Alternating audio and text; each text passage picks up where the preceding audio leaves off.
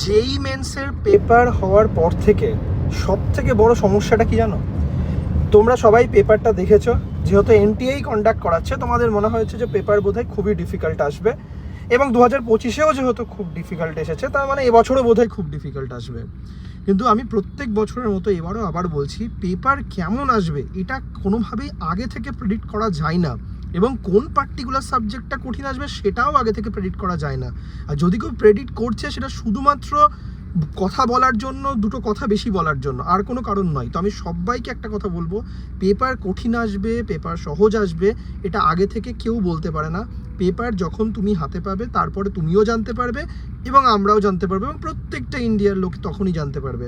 তার আগে কিন্তু নিটের পেপার কত কঠিন আসবে, কত সহজ আসবে, এটা একটা প্রেডিকশান অনলি, ফার্স্ট।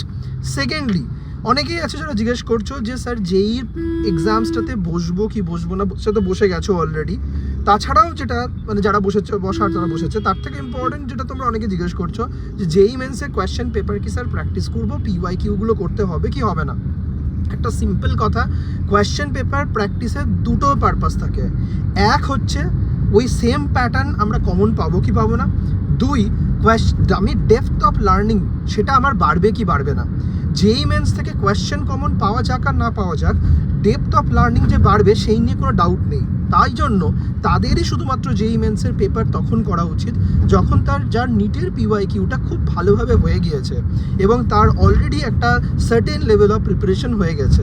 আমি ক্লাসেও সবসময় সবাইকে বলি যে তোমরা সবসময় খেয়াল রাখবে, ফার্স্ট তোমাদের টার্গেট হচ্ছে এটা এনশিওর করা যে অ্যাটলিস্ট একটা মেডিকেল কলেজে পাওয়ার মতো যে যাওয়ার মতো যে কাট অফটা সেটা হচ্ছে কি হচ্ছে না।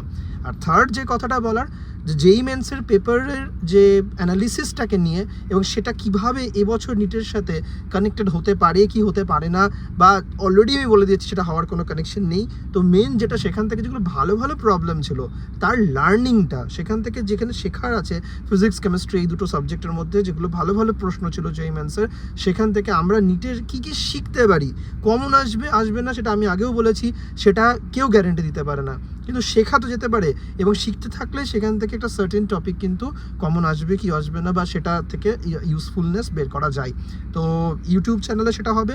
সবাই প্রেপমেড নিট যে চ্যানেল রয়েছে, প্রেপমেড নিট অ্যান্ড প্রেপমেড নিট হিন্দি, দুটো চ্যানেলকেই সাবস্ক্রাইব করে রাখবে, সেখানেই লাইভের আপডেটসগুলো যাবে টাইম টু টাইম।